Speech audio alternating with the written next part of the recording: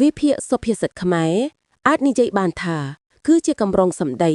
ឬប្រយោគជាសម្ដីខ្លីៗដែលមានបង្កប់អត្ថន័យន័យធៀបដែលមានលក្ខណៈពិបាកយល់និងបង្កប់អត្ថន័យគ្រប់គ្រាន់សម្រាប់ការគិតពិចារណា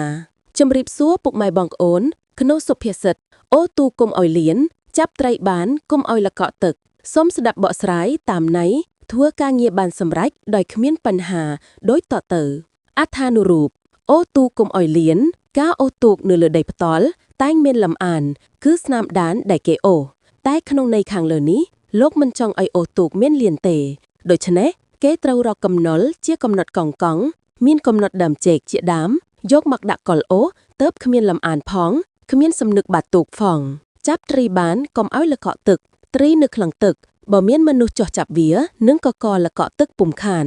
តែលោកចង់ឲ្យចាប់បានហើយមិនឲ្យល្កក់ទឹកទៀតដូច្នេះគេត្រូវរកម៉ងបបកនិងសន្ទួចមកចាប់ទើបមិនធ្វើឲ្យទឹកល្កកអត្ថបទិរូបអូទូកុំឲ្យលៀនការងារឯកជនក្តីរដ្ឋបាលក្តីមន្ត្រីរាជការគកបីធ្វើការឲ្យបានសម្រេចប្រយោជន៍ដោយពុំឲ្យមានទំនាក់និងនីតិវិធីដែលជាហេតុនាំឲ្យមានបញ្ហាពិបាកដោះស្រាយតាមក្រោយទៀតឧទាហរណ៍នាយត្រដកលៀនព្រំដីជាប់នឹងនាយត្រដោកថ្ងៃមួយនាយត្រដកចង់រៀបឥតធ្វើរបង